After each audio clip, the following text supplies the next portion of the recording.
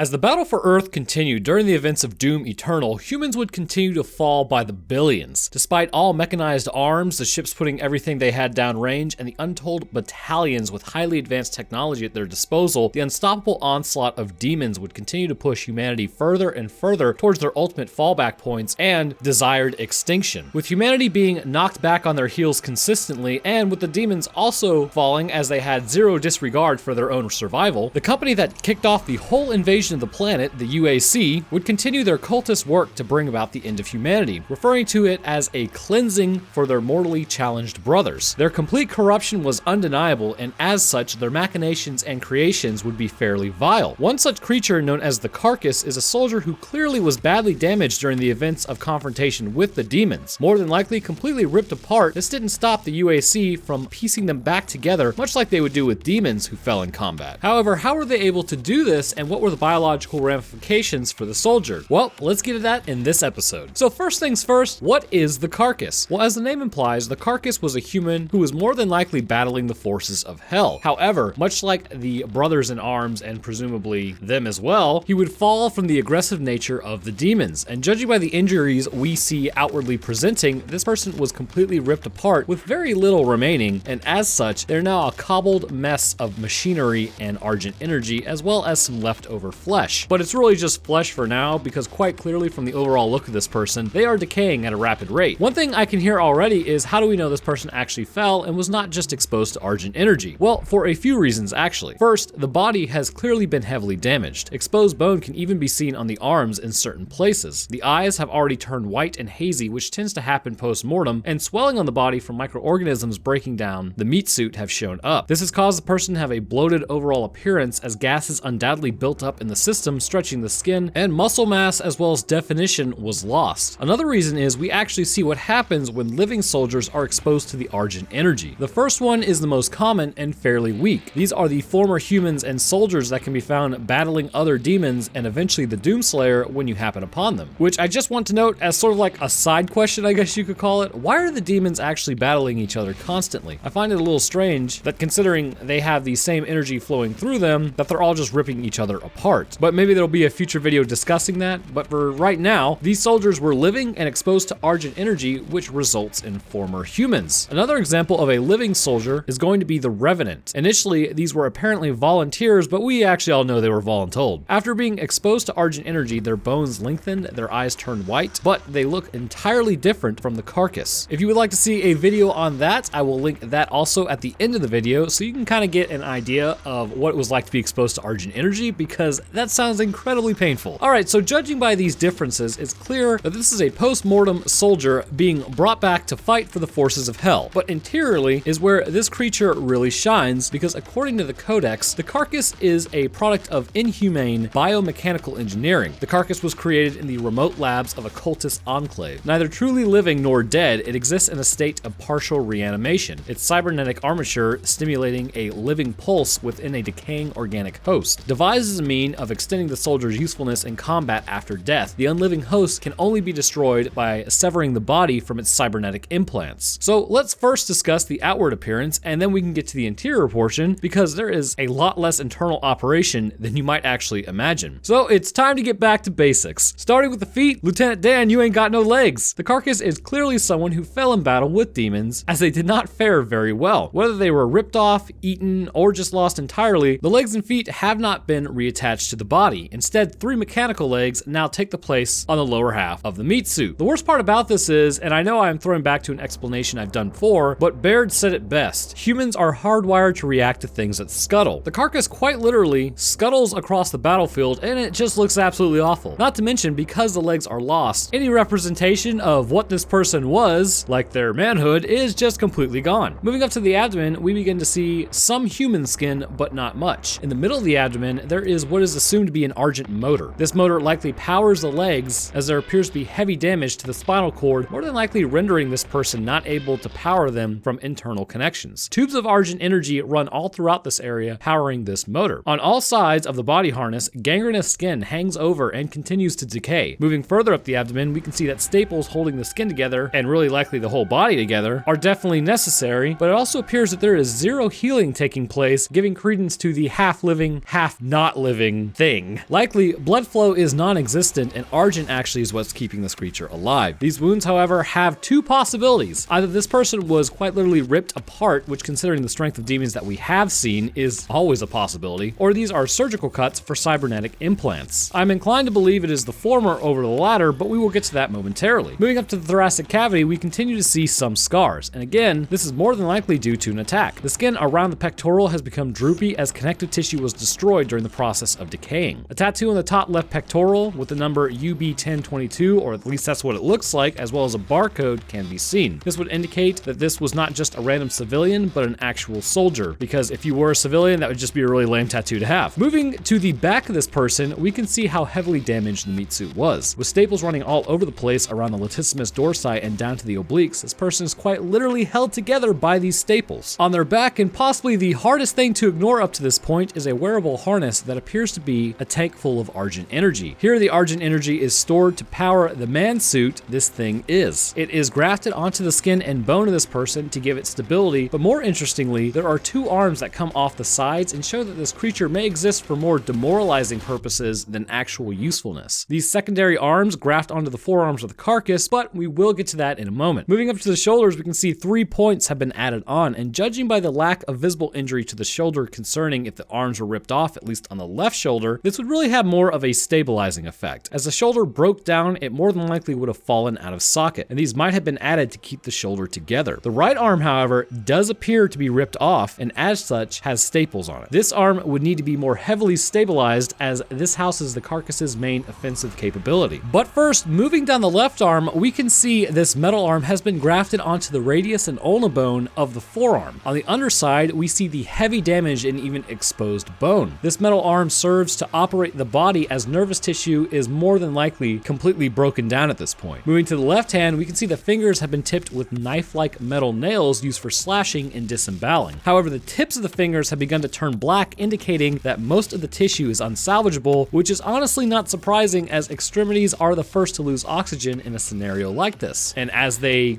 tend to lose this oxygen, they tend to turn black, and that's about it. The tissue is completely gone. The right arm is more aggressively altered. The same metal brace can be seen connected to the elbow this time. However, the forearm has been completely fused with the carcass's main offensive measure. Skin has been stretched over and pulled across a large metal handheld. And yes, it is lame that I have to call it handheld, but if I want this video to have any chance of helping me afford bills, it is what it is. The arm remains fused all the way down to the hands, and the hand will permanently be stuck around the trigger. Moving up to the neck, we see a couple things. On the front, we see a double chin that has formed from this carcass being a good boy, but on the back, we see that the muscle has been flayed outwards to get to the spine. A metal interface is grafted onto the spine with lines coming out of the base of the skull. Moving up to the head, we can see that the face has been severely altered. The ears are practically gone, or just a mangled mess at this point. The jaw is slack to some degree, and skin hangs off the face, and the teeth have begun to change due to the introduction of argent energy and have become more sharp like fangs. The right eye is still intact, but more than likely is completely blind, and the left eye has been replaced by a camera device, allowing the carcass to see. On top of the head, the skull has been removed and covered with an interfacing device to interpret signals in the brain. So, getting a good look at this creature, I believe it to be in existence for one purpose only: actually demoralize humanity and to break their spirit. This person likely fought the forces of hell, but after they fall, the mind game of knowing that you could be turned into this to fight for hell would really make you question if you wanted to fight. But also, if you saw your friends get turned into these things, that would likely screw with you as well. These carcasses aren't necessarily strong either. Serving more as cover or area denial with their shields, they can be blown apart fairly easily. On top of this, what is taking place internally wouldn't even necessarily require a human to be placed within this harness. You quite literally would not need anything apart from the brain, and instead, it exists within its current form to serve as a warning to those who might resist becoming the melting pot of the universe. So let's get to why this is actually the case. First things first, apart from the legs being gone, this carcass has no internal organs. Judging by where the motor sits, all intestines have been removed from the abdomen to make room for this machine. The spine presumably would sit in the back to help anchor the machine in place, but the argent energy keeps the motor running, which in turn keeps the body animated, as opposed to any sort of functional organ system. The lungs and heart likely already decayed within the body prior to this person being pieced back together as well. Because of this, they're really more of just a hollow shell, and as stated, aren't really living. The shoulders are more than likely there to stay connected, because the real movement is likened that to a puppeteer. The connection points on the elbow and forearm serve as the real movement movement inducer. The forearm connection presumably will pull on the tendons of the hand to form a slashing motion and close the fingers. The connection to the elbow would help raise the handheld and pull back the forearm muscle to help fire it. But moving to the actual connection point on the neck, this is going to be the new spine. These blue lines run from the cerebellum and brainstem of this person, and these are responsible for the electrical signaling as the spinal cord is long since gone or destroyed. The metal apparatus on top of the head serves for a couple of purposes in conjunction with these blue cords. First, it holds the brain together, likely due to severe cranial injuries. The apparatus would take visual information and link it to the occipital lobe, allowing for the carcass to see utilizing the red line that runs from the camera to the back of the skull. This also allows for the application of argent to the brain, which would reanimate the tissue, allowing for its operation. Because let's be honest here, with this person knocked out of the game, the brain quickly disintegrates unless preserved. Whatever was left over would be very basic. Higher thought would likely have been destroyed, but movement and sight may have been left over and restored by the argent. But mainly, again, I have to say, this creature serves no purpose besides just screwing with humanity. Based on everything it is